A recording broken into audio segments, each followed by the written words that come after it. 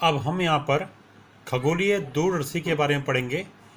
इसे इंग्लिश में astronomical telescope कहते हैं और ये एक ऐसी युक्ति है जो कि दूर की बड़ी वस्तुओं को देखने के काम आती है।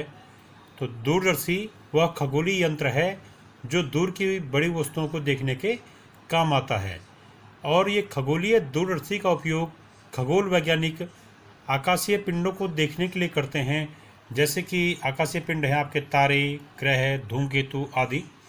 ये जो हैं खगोलीय पिंड जो होते हैं ये पृथ्वी से बहुत बड़े होते हैं, परंतु अत्यधिक दूर होने के कारण ये हमको छोटे नज़र आते हैं। तो इन खगोलीय पिंडों को बड़े आकार में देखने के लिए हम खगोलीय दूरदर्शी का उपयोग करते हैं। और खगोलीय दूरदर्शी संरचना के आधार पर ये दो प्रकार के होते हैं, एक है अपवर्तक दूरदर्शी और एक है परावर्तक या परावर्ती दूरदर्शी। अपवर्तक दूरदर्शी को इंग्लिश में कहते हैं रिफ्रैक्टिंग टेलीस्कोप और परावर्तक दूरदर्शी को इंग्लिश में कहते हैं रिफ्लेक्टिंग टेलीस्कोप। एक एक करके हम इन दोनों के बारे में पढ़ेंगे। सबसे पहले अपवर्तक दूरदर्शी रिफ्रैक्टिंग टेलीस्कोप। तो अपवर्तक दूरदर्शी में जो है इसमें धातु की दो समाक्ष बेलनाकार नलियाँ होंगी। यहाँ पर दिखा रखा है, एक ये चौड़ी नली है और इसके अंदर एक संकरी नली है। इस संकरी नली को इस चौड़ी नली के अंदर बाहर हम खिसका सकते हैं दंड चक्री व्यवस्था के द्वारा। यहाँ पर दंड चक्री व्यवस्था है। तो इसमें क्या होता है, धातु की दो समाक्ष बेलनाकार नलियाँ होती हैं। एक धातु की एक नली चौड़ी होती है और कुछ छोटी होती है। तो जो धातु की चौड़ी नली होती है, इस धातु की चौड़ी नली के एक सिरे पर एक बड़े द्वारक और अधिक फोकस दूरी का एक लेंस लगा होता है।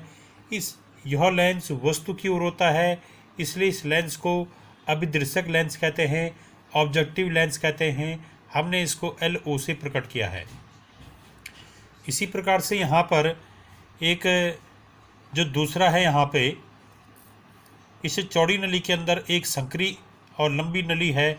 इस संकरी और लंबी नली के एक सिरे पर एक कम फोकस दूरी और छोटे द्वारक का एक उत्तल लेंस लगा होता है और इस लेंस को हम कहते हैं नेत्र का लेंस, क्योंकि ये जो लेंस होता है ये लेंस नेत्र की ओर होता है। तो इस लेंस को कहते हैं, ये भी उत्तल लेंस है, इसे हम कहते हैं अवनेत्र लेंस या नेत्र का लेंस। तो ये जो संकरी लंबी नली है, ये इस चौड़ी नली के अंदर बाहर दंड चक्री व्यवस्था के द्वारा हम इसके घुमा के जो है अंदर बाहर इसको संकरी नली को हम अंदर बाहर कर सकते हैं। अर्थात संकरी नली को अंदर बाहर करके हम अभिदृश्यक लेंस और नेत्र का लेंस के बीच की दूरी को कम और ज़्यादा कर सकते हैं। ये यहाँ पर प्रेक्षक का नेत्र है, प्रेक्षक दिख रहा है यहाँ पे, नेत्र का के नज़दीक होगा प्रेक्षक का नेत्र। यहाँ पर एक क्वेश्चन कई बार आता है कि दूरदर्शी में जो अभिदृश्यक लेंस होता है उसका द्वारक बड़ा क्यों रखते हैं। तो दूरदर्शी में जो अभिदृश्यक लेंस होता है इसका द्वारक इसलिए बड़ा रखा जाता है कि यह दूर से, जैसे ये है इसका द्वारक बड़ा लेंस होगा तो इसका द्वारक बड़ा इसलिए रखा जाता है कि ये दूर स्थित वस्तुओं को देखने के लिए काम आता है। तो दूर स्थित जो वस्तु होगी उससे अधिक प्रकाश किरणें इस लेंस के अंदर प्रवेश कर सकें और ये लेंस अधिक से अधिक प्रकाश किरणों को प्राप्त करके या एकत्र करके वो जो है उस दूर वाली वस्तु के प्रतिबिंब को चमकीला बना सके। तो दूर स्थित वस्तु से अधिक प्रकाश किरणों को एकत्र करने के लिए ही इस अभिदृश्यक लेंस का द्वारक बड़ा बनाया जाता है, जिससे कि वो दूर वाली वस्तु का जो प्रतिबिंब है वो चमकीला नज़र आए। क्योंकि दूर वाली जो वस्तु होगी वो धुंधले प्रकाश में या कम प्रकाश में ज़्यादा स्पष्ट नज़र नहीं आएगी। तो दूर वाली वस्तु को देखने के लिए वहाँ से अधिक प्रकाश यहाँ प्रेक्षक की ओर आना चाहिए। तो अधिक से अधिक प्रकाश को प्राप्त करने के लिए ही इस अभिदृश्यक लेंस का द्वारक बड़ा रखा जाता है, जिससे कि अधिक से अधिक प्रकाश इसमें प्रवेश कर सके और तब ये अभिदृश्यक उसके प्रतिबिंब को चमकीला बना सके। फिर यहाँ पर जो संक्रिय नली होती है, ये संक्रिय नली जो है नेत्र की ओर होती है और इसके एक सिरे पर छोटे द्वारक और कम फोकस दूरी का यहाँ पर उत्तल लेंस लगा होता है। इस लेंस को हम नेत्र लेंस कहते हैं। तो नेत्र लेंस का जो द्वारक है, इसका द्वारक ये छोटा रखा जाता है। इसको छोटा रखने का कारण ये है कि ये जो अभिदृशक लेंस था, अभिदृशक लेंस से जो अपवर्तित प्रकाश किरणें होंगी, वो अपवर्तित प्रकाश किरणें, वो समस्त अपवर्तित प्रकाश किरणें इस नेत्र का लेंस पर पड़कर नेत्र में प्रवेश कर सकें। तो इसीलिए जो है नेत्र का लेंस का द्वारक छोटा रखा जाता है। ठीक है, तो नेत्र का लेंस का द्वारक छोटा रखने का कारण ये है कि अभिदृशक लेंस से अपवर्तित होने वाला समस्त प्रकाश नेत्र का लेंस में प्रवेश कर सके और नेत्र का लेंस में प्रवेश करने के बाद ये प्रकाश प्रेक्षक के नेत्र में पहुंच सके, जिससे कि प्रतिबिंब, दूर स्थित वस्तु का प्रतिबिंब चमकीला बने। इसीलिए जो है नेत्र का लेंस का द्वारक छोटा रखा जाता है और अभिदृशक का द्वारक बड़ा इसलिए रखा जाता है ताकि दूर स्थित वस्तु से अधिक प्रकाश किरणें अभिदृशक के अंदर प्रवेश कर सकें।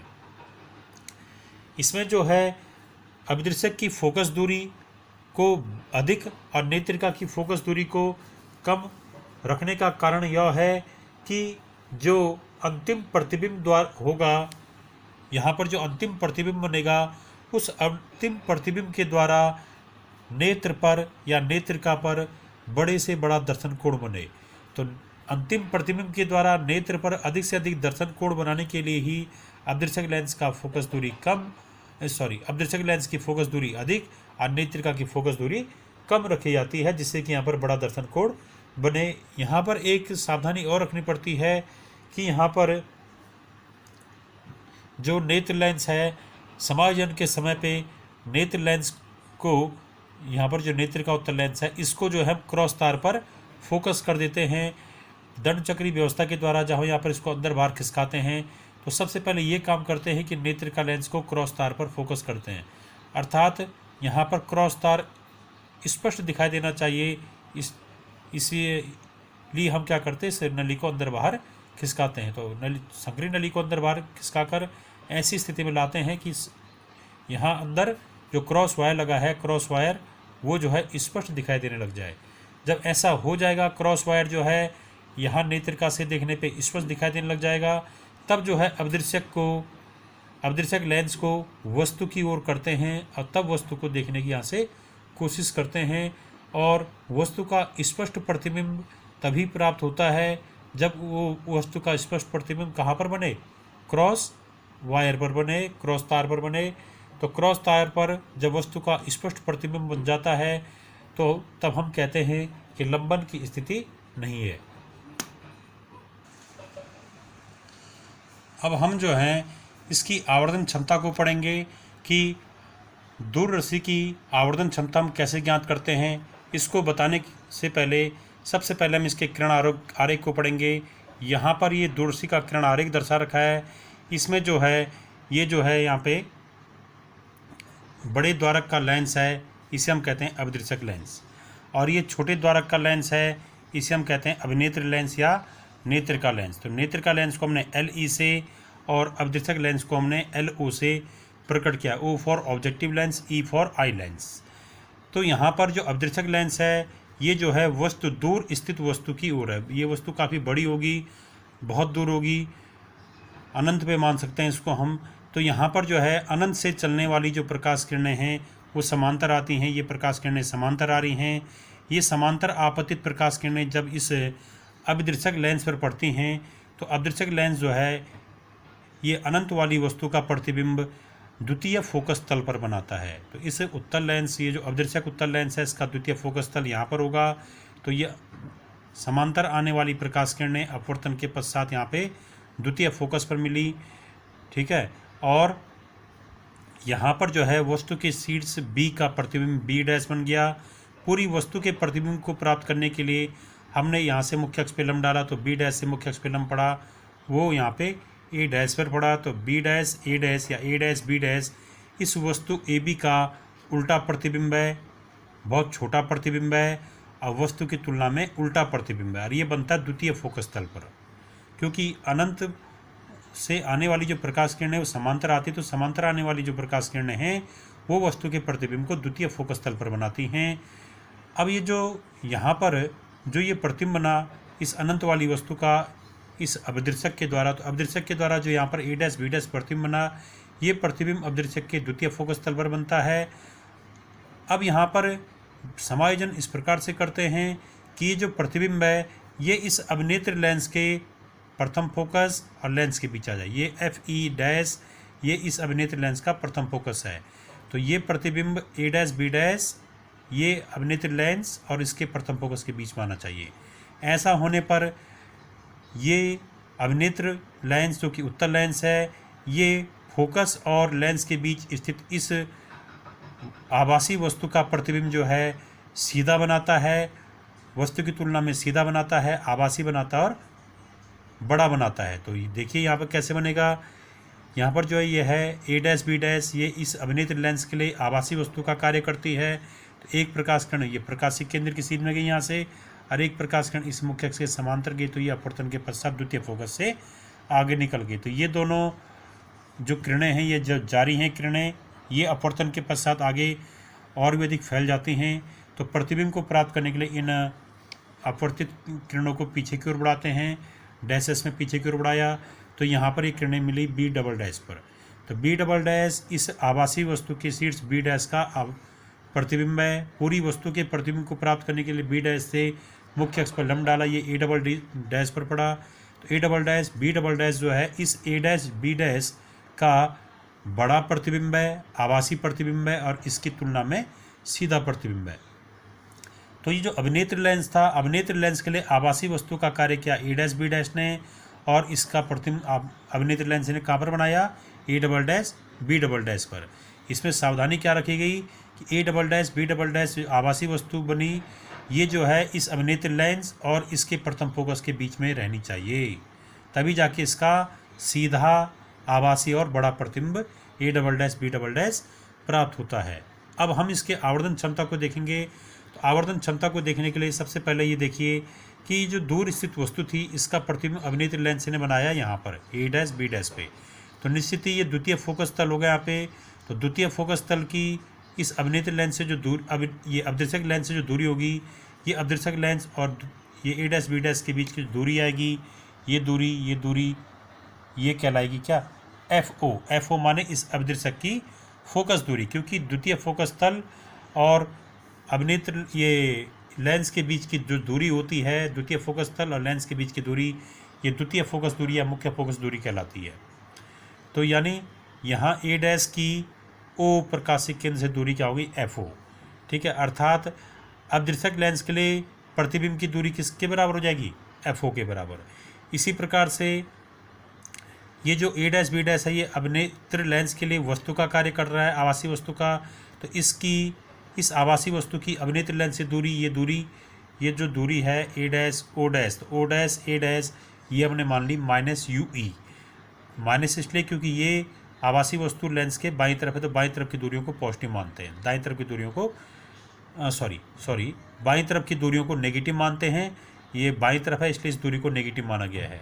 आज जैसे ये इसके लिए ये ए डैश बी डैश प्रतिबिंब था, अभिदर्शक के लिए ए डैश बी डैश प्रतिबिंब था, इसलिए इसका प्रतिबिंब दाईं तरफ बना, इसलिए इस दूरी को एफ ओ को पॉजिटिव माना गया है।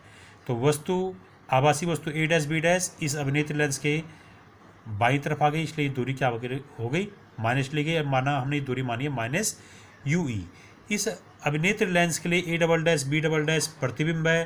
तो इस प्रतिबिंब की अभिनेत्र लेंस से जो दूरी है, ये दूरी यहाँ पर वी ई मानेंगे, और वी ई का मान हम एक विशेष स्थिति में डी मान देते हैं कि यहाँ पर स्पष्ट प्रतिबिंब तब बनता है जब ये प्रतिबिंब A double dash B double dash इस नेत्र से या अभिनेत्र लेंस से स्पष्ट दृष्टि की न्यूनतम दूरी पे बनता है।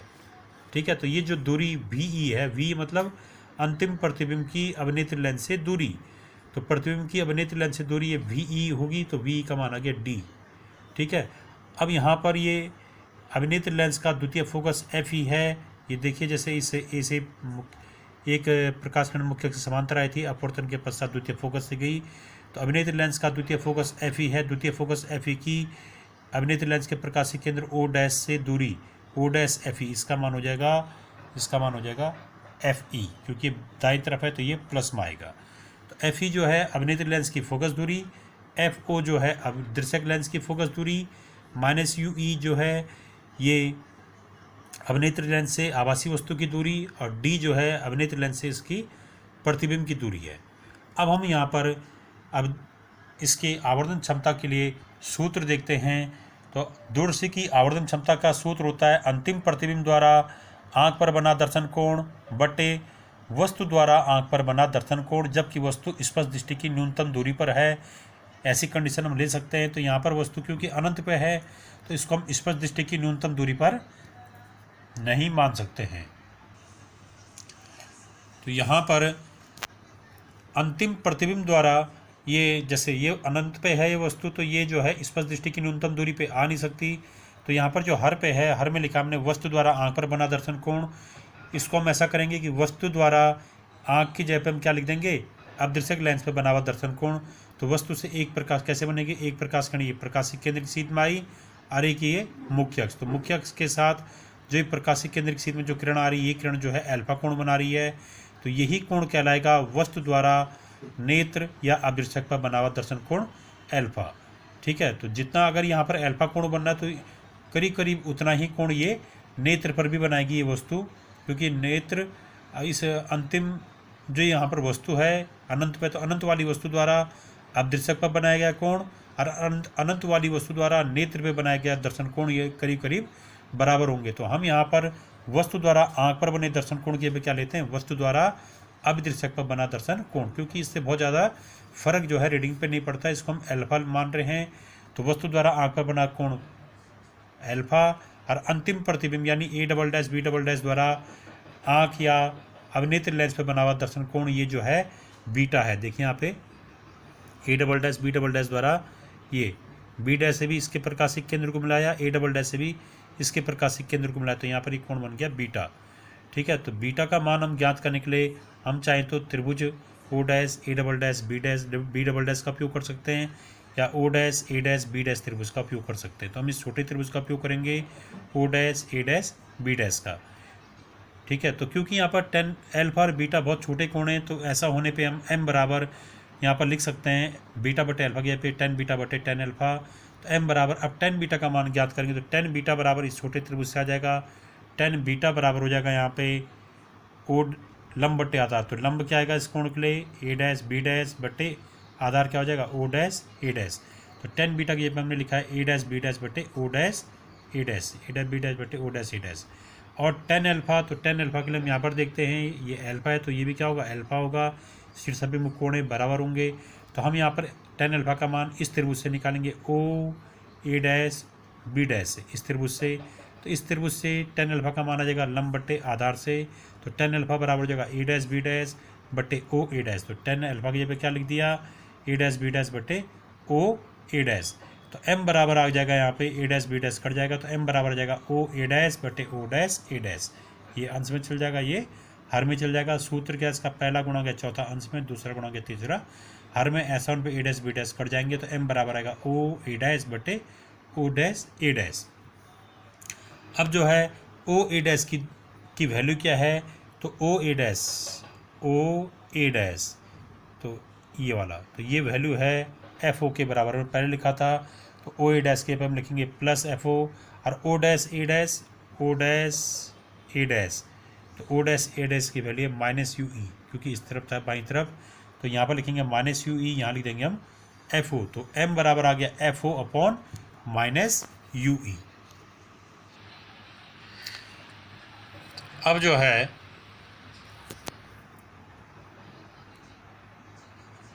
यहाँ पर m की वैल्यू आ गई माइनस FO अपॉन UE। अब यहाँ पर दो केस लेंगे हम। पहला केस, यदि अंतिम प्रतिबिंब स्पष्ट दृष्टि की न्यूनतम दूरी पर बने, तो इसके लिए अंतिम प्रतिबिंब मतलब यहाँ पर जो अंतिम प्रतिबिंब बनना था ये वाला, ये अंतिम प्रतिबिंब स्पष्ट दृष्टि की न्यूनतम दूरी पे बने। तो यानी ये दूरी क्या ले लेंगे हम, यहाँ पे अंतिम प्रतिबिंब की इससे दूरी ये ले लेंगे हम D।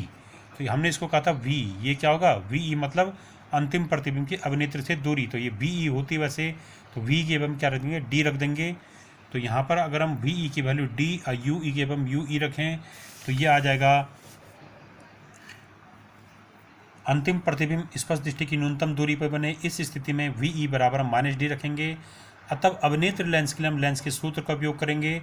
लेंस का सूत्र होता है 1/v minus 1/u equal to 1/f। तो यहाँ पर v के स्थान पे वी रख दिया, तो v की वैल्यू क्या रख दी -d, तो v की जगह पे -d रख दिया। u की जगह पे, क्योंकि नेत्र का लेंस के लिए प्रयोग करें तो u की जगह पे -ue रख देंगे, और f के लिए अभिनेत्र लेंस की फोकस दूरी fe। तो ये आ जाएगा -1/-d equal -1/-ue equal to 1/fe। तो यहाँ पर इसको सॉल्व करने पे आ जाएगा 1 ये माइनस माइनस का प्लस हो गया, तो 1/ue इक्वल टू ये वाला पार्ट यहाँ जाके प्लस हो जाएगा 1/d प्लस 1/fe। अब यहाँ पर ये आ गया 1/ue की वैल्यू आ गई। तो अगर हम ऊपर नीचे यहाँ पर दोनों, हाँ, समीकरण के दोनों तरफ अगर हम FO से मल्टीप्लाई कर दें तो ये FO से यहाँ दोनों तरफ मल्टीप्लाई करने पे हो जाएगा FO/UE बराबर FO/d प्लस FO/fe। ठीक है, FO/UE इसलिए निकाला क्योंकि m का सूत्र था -FO/UE। तो ये FO/UE की वैल्यू हम यहाँ से निकालना चाह रहे हैं, इसलिए ताकि हम यहाँ पर m की वैल्यू रख दें।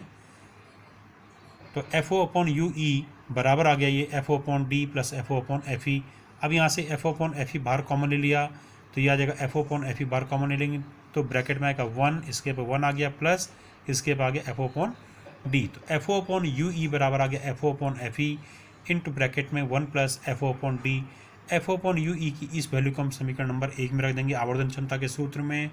तो आवर्धन क्षमता का सूत्र आ जाएगा m बराबर माइनस, और ये वाली वैल्यू यहाँ रखिए, m बराबर आ जाएगा -FO/fe इंटू 1 प्लस FE/d।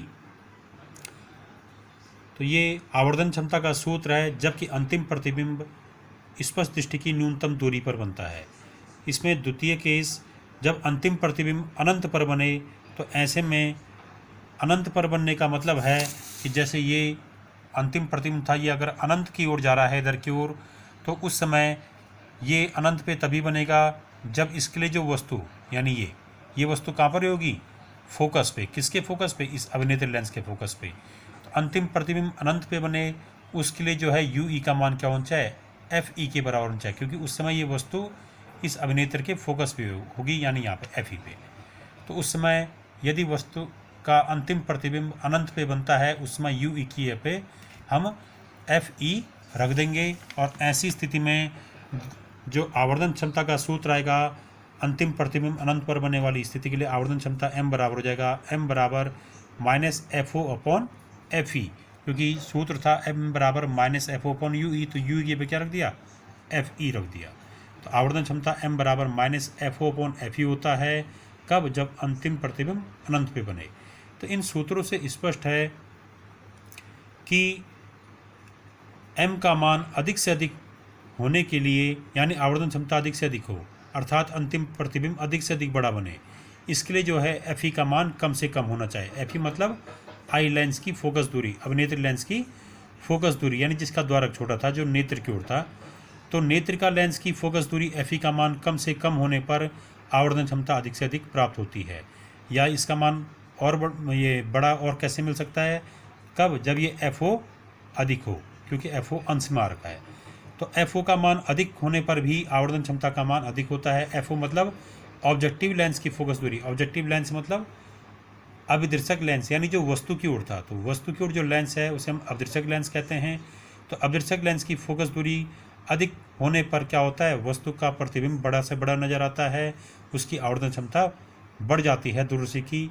तो दूरदर्शी की आवर्धन क्षमता अधिक करने के लिए FO का मान अधिक से अधिक और FE का मान कम से कम होना चाहिए, अर्थात अभिदर्शक की फोकस दूरी अधिक से अधिक और नेत्रिका की फोकस दूरी कम से कम होनी चाहिए। इसके बाद हम इसमें पढ़ेंगे दूरदर्शी और ये परावर्तक दूरदर्शी। अभी हमने पढ़ा अपवर्तक दूरदर्शी। अभी हमने पढ़ा था इसमें अभिदर्शक दूरदर्शी। तो अभिदर्शक दूरदर्शी की कुछ कमियां हैं, क्योंकि इसका द्वारक बहुत बड़ा होता है। तो द्वारक बड़ा होता है, फोकस दूरी काफ़ी बड़ी होती है इसकी अभिदर्शक की इसमें। तो इस कारण से क्या होता है, जो इसका अभिदर्शक का लेंस होता है, इसमें जो है गोलीय विपतन और वर्ण विपतन दोनों के दोष उत्पन्न हो जाते हैं। तो गोलीय विपतन और वर्ण विपतन के दोषों को दूर करके यहाँ पर एक नए दूरदर्शी बनाया गया है, जिसको कहते हैं हम परावर्तक दूरदर्शी परावर्तक दूरदर्शी में गोली विपतन और वर्ण विपतन के दोष बहुत कम होते हैं या ना के बराबर होते हैं। तो इसको हम परावर्तक दूरदर्शी को हम अगले वीडियो में पढ़ेंगे। और यह दूरदर्शी क्या होता है, ये अपवर्तक दूरदर्शी से ज़्यादा श्रेष्ठ माना जाता है क्योंकि इसमें वर्ण विपतन और गोली विपतन के दोष नहीं होते हैं।